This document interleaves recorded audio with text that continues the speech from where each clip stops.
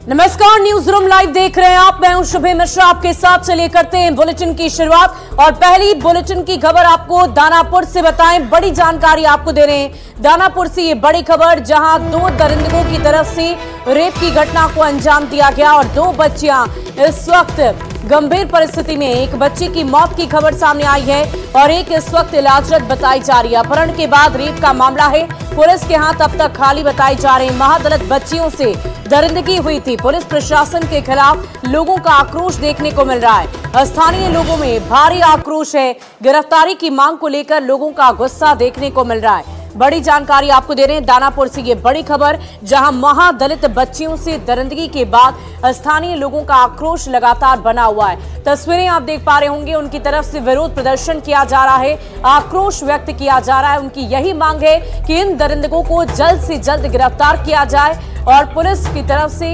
आगे की कार्रवाई की जाए। तस्वीरें हम आपको दिखा रहे हैं दानापुर से। स्थानीय लोगों में भारी आक्रोश है। उनका ये मानना है कि कोई उच्च अधिकारी वहां पर पहुंचे और कार्रवाई करें। ये तस्वीरें हम आपको दिखा रहे हैं। पुलिस के हाथ 48 घंटे के बाद भी खाली हैं। बताया जा रहा है कि जो बच्चे इस वक्त गंभीर परिस्थिति में हैं, वो जब तक होश में आकर कुछ बयान नहीं देती, आगे की कार्रवाई नहीं की जा सकेगी।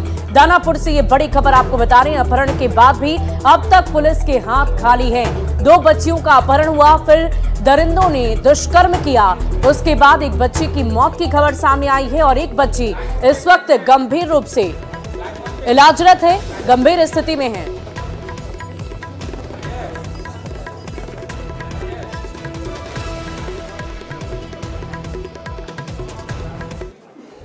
और घटना के 48 घंटे बीत गए, लेकिन अब तक कोई बयान किसी भी नेता की तरफ से नहीं दिया गया। लेकिन इसी बीच रामकृपाल यादव वहां पर पहुंचे और परिजनों से न सिर्फ मुलाकात की, बल्कि कहा कि जल्द से जल्द सख्त कार्रवाई की जानी चाहिए। क्या कुछ कहा है रामकृपाल यादव ने, आपको सुनवाते।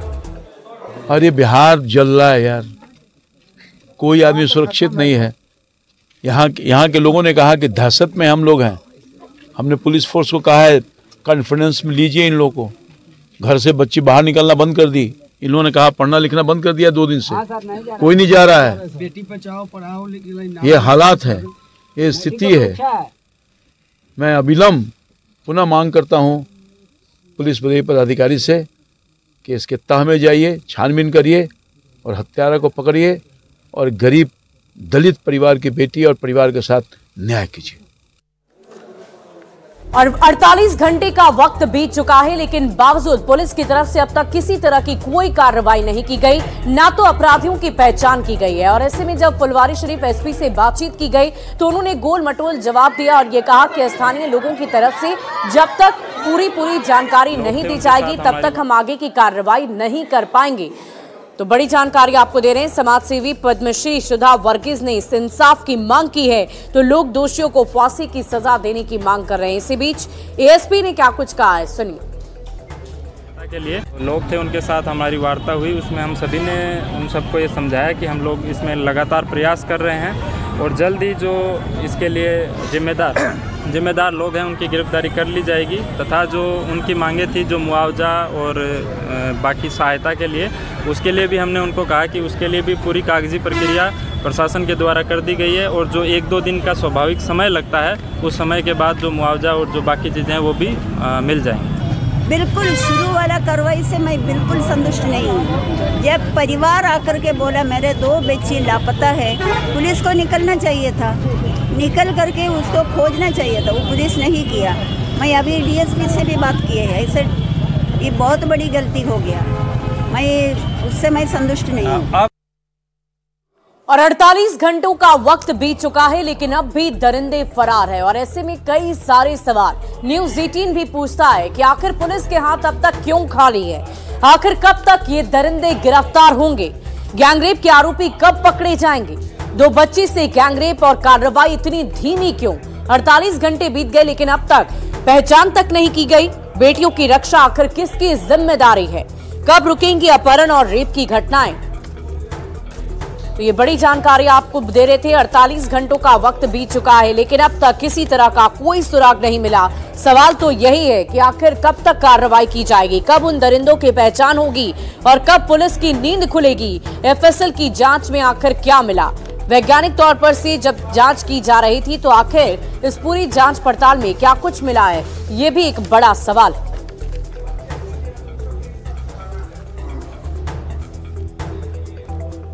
और इस पूरी खबर की अधिक जानकारी के साथ संवाददाता अमित हमारे साथ इस वक्त लाइव जुड़ चुके हैं। अमित, ये बताइए कि इस वक्त सबसे पहले वहां की क्या स्थिति है, अपडेट दीजिए।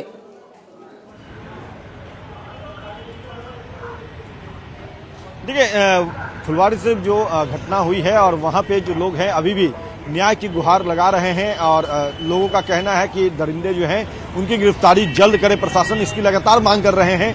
कल लोग जो है वो सड़क पर उतरे थे, थाने का घेराव किया था।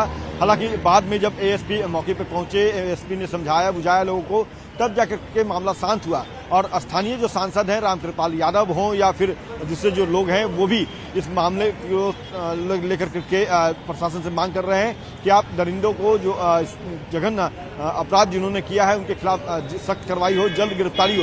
लेकिन सबसे बड़ा सवाल है कि ये पटना पुलिस जो लगातार विभिन्न मुद्दों को लेकर के अपनी पीठ थपथपाती है और ये करती है कि पटना में जो है अपराधियों पर लगातार नकेल कसा जा रहा है, आंकड़ों के जरिए हवाला भी देती है। वाकई अमित, इस वक्त इंतजार हम सभी को उस वक्त का है जब इन दरिंदों की गिरफ्तारी हो जाएगी। और इस पूरी खबर की अधिक जानकारी के साथ दानापुर से हमारे संवाददाता अमरजीत भी हमारे साथ इस वक्त फोन लाइन पर है। अमरजीत, इस वक्त क्या वहां पर लोगों की तरफ से रोड जाम किया गया है, अभी वहां पर क्या स्थिति है दानापुर में? जी देखिए, अभी की बात की जाए तो अभी बीजेपी के जो बिहार प्रदेश के प्रभारी हैं सम्राट चौधरी उनके परिजनों से जो है मिलने गए हैं जिनके यहाँ घटना घटी है और बात कर रहे हैं उनसे और उनसे जो है जानकारी ले रहे हैं कि आखिर उनको जो है किस तरह का पुलिस ने मदद किया है और अभी तक पुलिस ने कोई कार्रवाई की है या नहीं, उनसे बात किया जा रहा है। उनके साथ रामकृपाल यादव हैं और बीजेपी के कई नेता जो है यहाँ पर मौजूद हैं और घर पर जो है परिजनों से मिल रहे हैं। तो उनके गांव में आए हैं और परिजनों से मुलाकात की जा रही है और बातचीत की जा रही है। उसके बाद की तरफ से किसी भी अधिकारी की तरफ से किसी तरह की कोई जानकारी दी गई, क्या कार्रवाई आगे बढ़ाई गई है? क्योंकि एफएसएल की टीम वहां पर पहुंची, जांच पड़ताल की गई, उस रिपोर्ट में क्या आया? क्या इस आधार पर आगे की कार्रवाई नहीं की जा सकती? जी देखिए, रिपोर्ट की बात की जाए तो हमने जो है एएसपी फुलवारी शरीफ से पूछा है, विक्रम सिहाग से पूछा है। उन्होंने कहा है कि हमने ग्रामीणों को कहा है कि वो लोग जानकारी दें और हम अपनी तरफ से कार्रवाई कर रहे हैं। जो एफएसएल की टीम है और जो जांच की इनकी प्रक्रिया चल रही है उसके बारे में ये कुछ नहीं बता रहे हैं, लेकिन ये बताया जा रहा है कि जो आगे की कार्रवाई है पुलिस कर रही है, लेकिन कोई साक्ष्य अभी तक पुख्ता नहीं मिला है। जी अमरजीत, बहुत बहुत शुक्रिया आपका हमारे साथ जुड़ने के लिए। अमित, आपका भी बहुत बहुत शुक्रिया। इस पूरी खबर पर आप दोनों लगातार नजर बनाए रखें, हम फिर जुड़ेंगे और पूरी जानकारी लेंगे। और चलिए बढ़ते अगली खबर की ओर। पूर्णिया से आपको बड़ी जानकारी दी, जहां पर 2 साल की बच्ची के साथ दुष्कर्म की घटना को अंजाम देने की कोशिश की गई। मकई के खेत में दुष्कर्म की वारदात को अंजाम देने की कोशिश की गई। मासूम से रेप की कोशिश की गई है, मकई के खेत में दुष्कर्म की कोशिश की गई। आरोपी लड़की को पुलिस ने गिरफ्तार किया है। परिजनों ने पॉक्सो एक्ट के तहत इस मामले को लेकर प्राथमिकी दर्ज कराई। अमौर थाना इलाके की ये पूरी घटना बताई जा रही है। बड़ी खबर आपको पूर्णिया से दे रहे हैं, जहां 2 साल की बच्ची से रेप की कोशिश की गई है।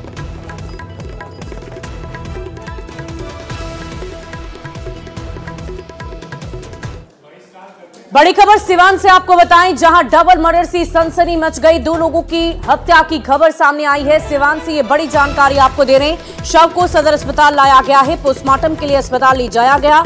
सराय ओपी इलाके की पूरी घटना बताई जा रही है। सिवान से ये बड़ी खबर, 2 लोगों की गोली मारकर हत्या कर दी गई है। तो डबल मर्डर से इलाके में सनसनी का माहौल है। आपसी विवाद में हत्या की आशंका जताई जा रही है। शव को इस वक्त सदर अस्पताल पहुंचाया गया, पोस्टमार्टम के लिए अस्पताल ले जाया गया है। सराय ओपी इलाके की पूरी घटना बताई जा रही है।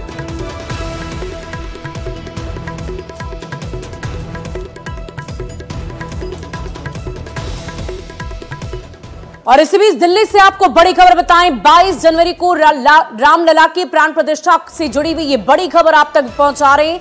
उस दिन अलर्ट किया गया है। आपको बता दें कि रामलला की प्राण प्रतिष्ठा पर आतंकी साया है। प्राण प्रतिष्ठा के दिन आतंकियों के निशाने पर कई राजनेता हैं। आतंकियों के निशाने पर राम मंदिर से जुड़े कई अफसरों ने ये बयान सामने दिया है। अयोध्या में सुरक्षा बलों को निगरानी बढ़ाने के निर्देश दिए गए हैं। 22 जनवरी के दिन देश में माहौल बिगाड़ने की कोशिश की जाएगी तो सुरक्षा व्यवस्था पुख्ता हो, इसको लेकर निर्देश दिए गए हैं। बड़ी जानकारी आपको दे रहे हैं, 22 जनवरी को लेकर अलर्ट जारी कर दिया गया है। बड़ी खबर आपको बताएं, दिल्ली से ये बड़ी जानकारी आपको दे रहे हैं। आतंकियों के निशाने पर कई नेता हैं।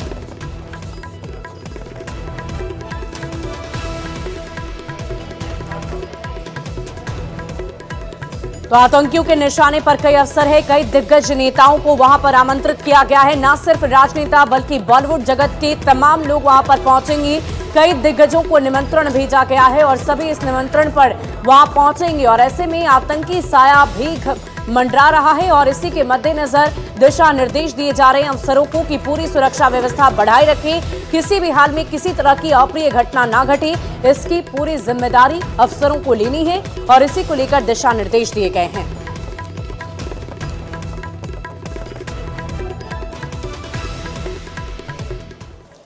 और अगली खबर आपको सासाराम से बताएं, जहां किसान के खेत में अचानक ही आग लग गई। दरअसल पुआल में ये आग लगी जिसकी वजह से पूरे खेत में भीषण अगलगी की तस्वीर सामने आई है। ये तस्वीरें आप देख पा रहे होंगे, हजारों रुपए की पुआल जलकर खाक हो गई है। कई मवेशी आग की चपेट में आने से बच गए। दमकल की टीम ने स्थानीय लोगों की मदद से आग पर काबू पाया है। आग की ये भयावह तस्वीरें देखकर आप अंदाजा लगा सकते हैं कि आग कितनी भयानक रूप से लगी है। दमकल की टीम वहां पर पहुंची और आग पर काबू पा लिया गया है। खलिहान में लगी इस भीषण आग की तस्वीरें इस वक्त आपकी टीवी स्क्रीन पर है। शिवसागर थाना इलाके के बमहौर गांव में किसान के खलिहान में ये आग लग गई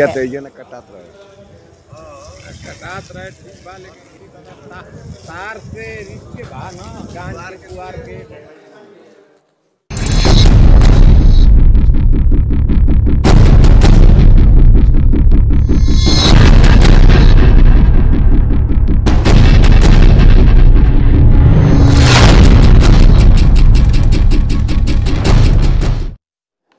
और बिहार के कई जिले इस वक्त ठंड से करा रहे हैं। न्यूनतम तापमान में और भी ज्यादा गिरावट दर्ज की जा रही है और ठंड काफी प्रचंड है। इससे आम जनजीवन अस्त व्यस्त हो गया है। 5 तस्वीरें अलग अलग जगहों की हम आपको दिखा रहे हैं। अलग अलग जिलों की ये तस्वीरें हैं। ठंड बढ़ने से और भी ज्यादा लोगों को गलन महसूस हो रही है। राजधानी पटना सहित कई जिलों में न्यूनतम तापमान और भी ज्यादा लुढ़क गया है, जिससे ठंड में इजाफा हुआ। दिन में पछुआ हवा की रफ्तार तेज होने से अधिक ठंड महसूस हो रही है। शाम होने पर ठंड के साथ कनकनी बढ़ जाती है। रात में कोहरा छा रहा है, जो सुबह तक घना होने की वजह से यातायात को प्रभावित कर रहा है। इस वक्त स्क्रीन पर आपकी 5 तस्वीरें पटना, बगहा, बेतिया, कटिहार, भागलपुर की तस्वीरें हम आपको दिखा रहे हैं। भीषण ठंड के कहर से शहर ठिठुरे हुए हैं। कड़कड़ाती ठंड और कोहरे के सितम से लोग किस कदर परेशान हैं, इसकी तस्वीरें आपकी टीवी स्क्रीन पर।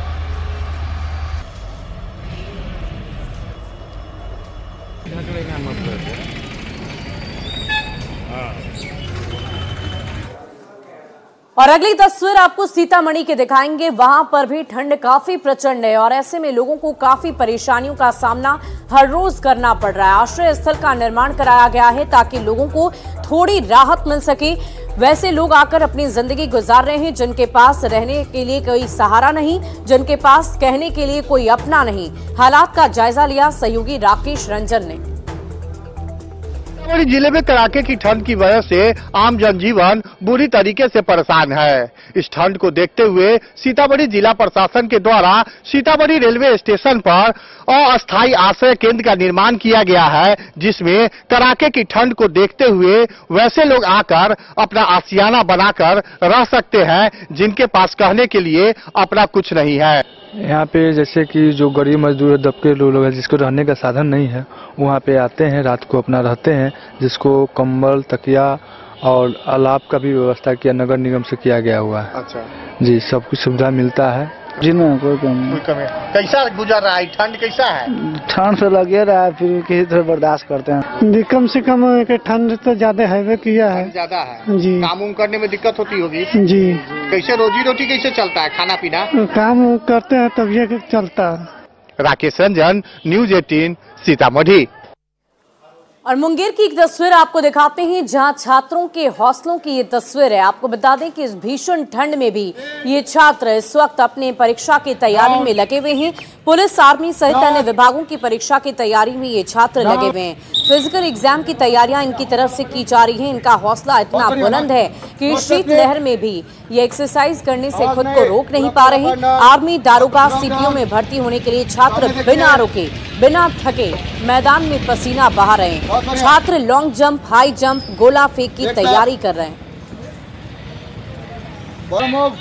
गर्मी हर साल आएगी और बरसात हर साल आएगी, लेकिन हमारा एज लिमिट है। यही एज में हमें कुछ करना है, चाहे मैं फौज की तैयारी करना है, चाहे दरोगे की। हमारे पास जितने भी स्टूडेंट हैं, एसआई के स्टूडेंट हैं, बिहार पुलिस के हैं, एसएससी जीडी हैं, मतलब सीपीओ के हर क्षेत्र में जाते हैं। तो मौसम तो हर साल आएगी, लेकिन एज अगर एक बार एज खत्म हो जाएगा तो वो दोबारा नहीं आएगा। इसलिए ठंड हो या बरसात हो या गर्मी हो, हमें मेहनत करना होगा और अपनी देश की सेवा करनी होगी और अपना भी लाइफ बनाने होंगे। हमारे ट्रेनर रामेश्वर जहाँ सर ठंड के मौसम में ही कहते जो रनिंग बना लेते हैं, उनके हर मौसम में कोई दिक्कतें नहीं होती। अगर हम लोग कंटिन्यू अगर आके प्रैक्टिस करते हैं तब कोई दिक्कत नहीं है। ट्रेनिंग सेंटर रामेश्वर झा के पास आया है, यहाँ सारा चीज का मतलब व्यवस्था ट्रेनिंग दिया जा रहा है।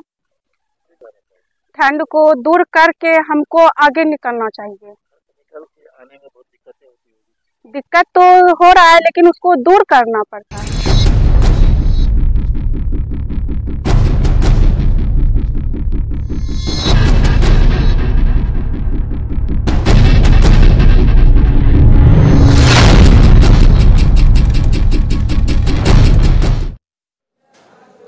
और रोहतास जिले के डेहरी विधानसभा क्षेत्र के इन दिनों देश भर में बहुत चर्चा हो रही है, क्योंकि यहाँ के विधायक फतेह बहादुर सिंह ने देवी देवताओं को लेकर विवादित बयान दिया, लेकिन वहां पर लगे सनवॉच की भी उपेक्षा की जा रही है। एक तस्वीर हम आपको दिखाते हैं, ये सनवॉच की तस्वीर है। दरअसल इसी विधानसभा के डेहरी ऑनसोन का एक प्राचीन धूप घड़ी उपेक्षा का शिकार है।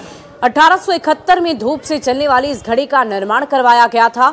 2022 के फरवरी महीने में चोरों ने इसके ब्लेड को ही चुरा लिया। इसके बाद काफी बवाल भी हुआ। पुलिस ने कड़ी मशक्कत के बाद घड़ी का ब्लेड बरामद किया, लेकिन उसे फिर से लगाया नहीं जा सका। स्थानीय विधायक भी इसको लेकर गंभीर नहीं दिख रहे। लोग इसके मरम्मतीकरण की मांग कर रहे हैं।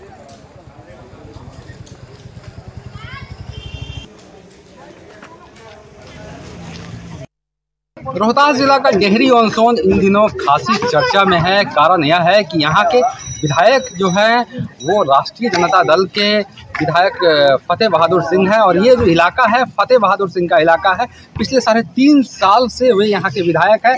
और मैं आपको दिखाता हूँ एक प्राचीन धूप घड़ी जो लगभग 1.5 साल पहले चोरी हो गई, और उसके बाद आज तक उसे फिर स्थापित नहीं किया गया। क्योंकि धूप घड़ी का जो स्टोन था उसे बरामद तो कर लिया गया, लेकिन उसे स्थापित नहीं किया गया। ये काफ़ी ऐतिहासिक स्थल माना जाता है, और किसी भी जगह की पहचान इसके धरोहर से होती है। तो आप देख सकते हैं ये डेहरी में जो धूप घड़ी बनाई गई थी, ये 1871 के आसपास बनाई गई थी। और आप देख सकते हैं कि यहाँ पर बड़े बड़े पत्थरों में खुदाई करके लिखा गया है किस प्रकार की 1871 का बना हुआ यह धूप घड़ी है। और ये जो पत्थर का कटिंग है, यहाँ पर कभी एक धातु हुआ करता था जिसके माध्यम से पता चलता था कि दिन में कितना समय हुआ है, क्योंकि जैसे जैसे धूप निकलती थी और धूप के अनुसार ही ये घड़ी चलती थी। लेकिन 2022 के फरवरी महीना में जब ये चोरी हो गई, उसके बाद कुछ महीने के बाद इसे बरामद तो कर लिया गया, लेकिन आज भी यह ऐतिहासिक जो धरोहर है, आप देख सकते हैं क्या स्थिति है। यहाँ पर बच्चे जो हैं इस कैंपस में खेल रहे हैं, और यहाँ पर जो धूप घड़ी का जो स्टोन था, जो धातु का एक टुकड़ा लगा हुआ था, वो यहाँ पर जो फिर से स्थापित नहीं किया गया। आप देख सकते हैं किस प्रकार ऐतिहासिक धरोहरों की अवहेलना हो रही है। अजीत कुमार, न्यूज़ 18, सासाराम। और रोहतास की सनवॉच की बदहाली की तस्वीर तो आपने देखी, लेकिन अब आपको एक स्कूल लिए चलते हैं। वहां की तस्वीर देखकर आप दंग रह जाएंगे, हैरान रह जाएंगे। दरअसल कक्षा 1 से लेकर 5वीं तक के बच्चे 2 ही क्लासरूम में बैठकर पढ़ाई करते हैं और इतना ही नहीं, वहां के प्रधानाचार्य भी अपने कार्यालय का काम उसी कक्षा में बैठकर करते हैं। टेबल कुर्सी लगाकर विभागीय कार्य को निपटाते हैं और इस कक्षा में 3-3 वर्ग के बच्चों को पढ़ाते भी हैं। दूसरी कक्षा की बात कर ली तो इस कड़ाके की ठंड में बच्चे जमीन पर बैठकर पढ़ते हैं। ये स्कूल आरजेडी विधायक फतेह बहादुर सिंह के विधानसभा क्षेत्र में पड़ता है। फतेह बहादुर हाल ही में कहा था कि मंदिर का रास्ता मानसिक गुलामी का रास्ता होता है और स्कूल का रास्ता प्रकाश का रास्ता दिखाता है। और उनके विधानसभा क्षेत्र में स्कूल का क्या हाल है वो तस्वीरें इस वक्त आपकी टीवी स्क्रीन पर है। जानकारी दे रहे हैं न्यूज़ 18 संवाददाता अजीत कुमार। वे कहते हैं कि मंदिरों की जगह स्कूल में लोग जाएं। हम जायजा लेंगे कि विधायक जी के क्षेत्र के स्कूल का क्या हाल है। चलते हैं स्कूल में। आप देख सकते हैं ये जो स्कूल है राजकीय प्राथमिक विद्यालय ब्लॉक कॉलोनी विद्यालय है और इस विद्यालय में कक्षा 1 से लेकर 5 तक का चलता है। लेकिन बड़ी बात यह है कि मात्र 2 कमरे में 1 से लेकर 5 तक की कक्षाएं चलती हैं और आपको ये जानकर हैरानी होगी कि एक ही कक्षा में कार्यालय भी चलती है। और आप देख सकते हैं किस प्रकार एक कार्यालय चल रहा है और कार्यालय भी यहीं पर चलती है और बच्चे भी पढ़ते हैं। यहाँ के जो HM है आप देख सकते हैं कि यहाँ पठन पाठन करा रहे हैं और उनकी चेयर भी यहाँ पर लगी हुई है। तो आप समझ सकते हैं कि एक ही प्रिंसिपल साहब, सर ये आपका कार्यालय है कि कक्षा है? जी ये कार्यालय कम क्लासरूम दोनों ही कहा जा सकता है। सारा एक ही रूम में है। दिक्कत नहीं होती है?